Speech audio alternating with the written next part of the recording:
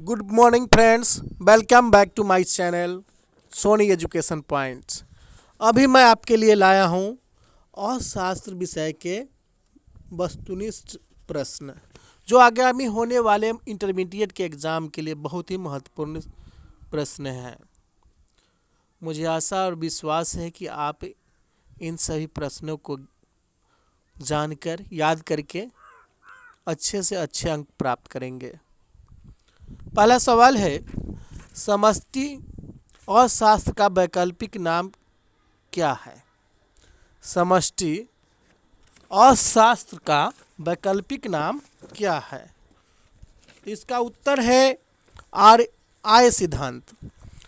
प्रश्न नंबर 2 है, आर्थिक महामंदी काल की अवधि थी। आर्थिक महामंदी काल की अवधि थी, इसकी अवधि कौन सी थी? इसकी अवधि थी 1929 से 1932 के बीच आर्थिक महामंदी काल हुआ था। अगला सवाल है, वर्ष 1929 से पूर्व अर्थशास्त्र किस शाखा का अध्ययन किया जाता था? वर्ष 1929 से पूर्व अर्थशास्त्र जिस शाखा का अध्ययन किया जाता था वह कौन सा शाखा है? तो इसका उत्तर है व्यष्टि अर्थशास्त्र। अगला सवाल है कि राष्ट्रीय आय लेखांकन का मानक प्रारूप तैयार किया था। राष्ट्रीय आय लेखांकन का मानक प्रारूप तैयार किया था, किसने तैयार किया था? तो इसका उत्तर है रिचर्ड स्टोन ने। रिचर्ड स्टोन ने राष्ट्रीय आय लेखांकन का मानक प्रारूप तैयार किया था। अगला सवाल है कि सामूहिक आर्थिक क्रियाकलापों को मापने का आधार होता है। सामूहिक आर्थिक क्रियाकलापों को मापने का आधार होता है, तो मापने का आधार आय का चक्रीय प्रवाह होता है।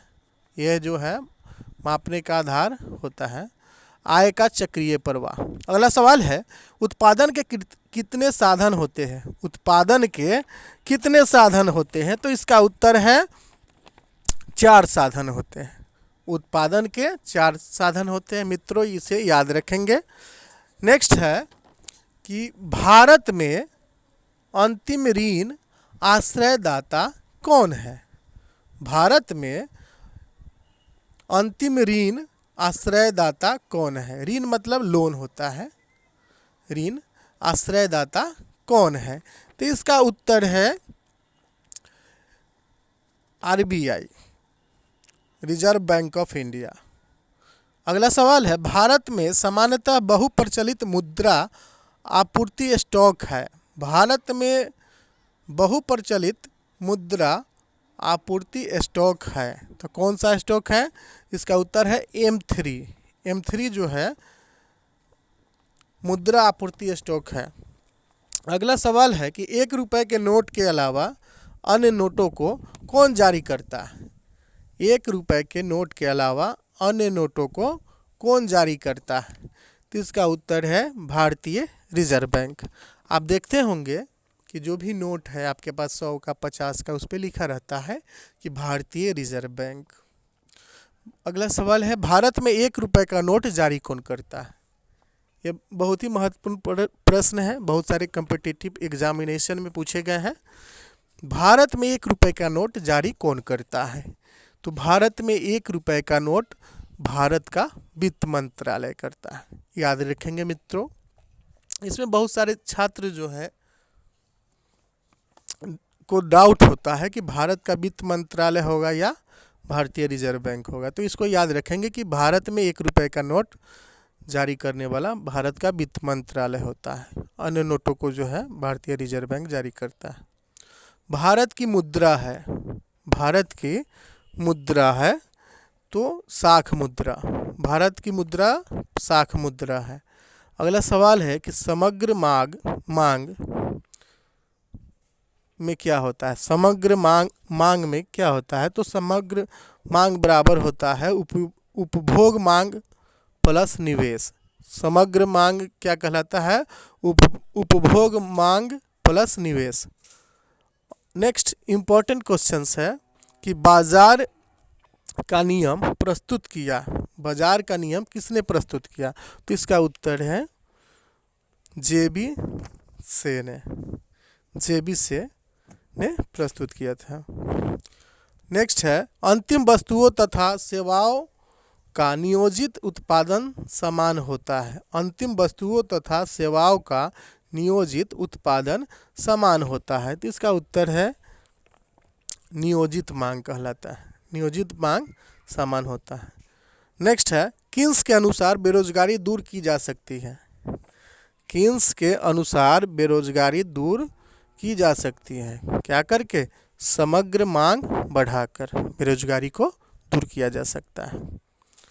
अगला सवाल है जो कर आय पर निर्भर नहीं होता वह कौन सा कर कहलाता है? जो कर आय पर निर्भर नहीं होता, वह टैक्स जो इनकम पर डिपेंड नहीं होता है वह क्या कहलाता है? तो इसका उत्तर है एकमुश्त कर। नेक्स्ट है वार्षिक वित्तीय विवरण में शामिल होता है, वार्षिक वित्तीय विवरण में शामिल होता है। तो इसका उत्तर है मुख्य बजट। वार्षिक वित्तीय विवरण में मुख्य बजट शामिल होता है। अगला सवाल है राजस्व घाटा होता है, राजस्व घाटा होता है, राजस्व व्यय, राजस्व प्राप्तियाँ। नेक्स्ट है कुछ देश अपनी मुद्राओं को जोड़ते हैं, कुछ देश अपनी मुद्राओं को जोड़ते हैं डॉलर से। इसका उत्तर होगा डॉलर से। अगला सवाल है यूरोपीय मुद्रा संघ का गठन कब किया गया? यूरोपीय मुद्रा संघ का गठन जनवरी 1999 में किया गया था। नेक्स्ट महत्वपूर्ण सवाल है अर्जेंटीना ने यूरो बोर्ड पद्धति को कब अपनाया? अर्जेंटीना ने यूरो बोर्ड पद्धति को कब अपनाया? तो इसका उत्तर है 1991 में। अगला महत्वपूर्ण सवाल है अक्सर लागत का वैकल्पिक नाम है, अक्सर लागत का वैकल्पिक नाम है, क्या नाम है? तो इसका उत्तर है आर्थिक लागत। अक्सर लागत का वैकल्पिक नाम है आर्थिक लागत। नेक्स्ट है समान वस्तु की मांग घटती है, सामान्य वस्तु की मांग घटती है जब? उसका उत्तर है उपभोक्ता के आय में कमी होती है। अगला है वह बाजार जिसमें फर्मों का प्रवेश और गमन पूर्ण स्वतंत्र होता है वह क्या कहलाता है? वह बाजार जिसमें फर्मों का प्रवेश और गमन पूर्ण स्वतंत्र होता है वह क्या कहलाता है? तो इसका उत्तर है एकाधिकारी कहलाता है। अगला सवाल है मांग और पूर्ति से ज़्यादा वृद्धि होने पर साम्य कीमत क्या होती है? मांग व पूर्ति से ज़्यादा वृद्धि होने पर साम्य की कीमत में क्या परिवर्तन होता है? तो साम्य की कीमत जो है बढ़ जाती है, बढ़ती है। अगला महत्वपूर्ण सवाल है कि पूर्ण प्रतियोगी फॉर्म होती है, कैसी होती है? पूर्ण प्रतियोगी फॉर्म होती है। तो इसका उत्तर है कीमत स्वीकारक। पूर्ण प्रतियोगी फॉर्म कीमत स्वीकारक होती है। तो ये था अर्थशास्त्र के महत्वपूर्ण सवाल वस्तुनिष्ठ। आप इसे याद करके लाभान्वित होंगे और अच्छे अंक प्राप्त करेंगे। अगर आप मेरे चैनल में नए हैं तो कृपया मेरे चैनल को लाइक करें, सब्सक्राइब करें और बेल आइकन को दबाएं ताकि आप तक नए नए बहुमूल्य वस्तुनिष्ठ प्रश्न आप तक पहुंच सके। धन्यवाद।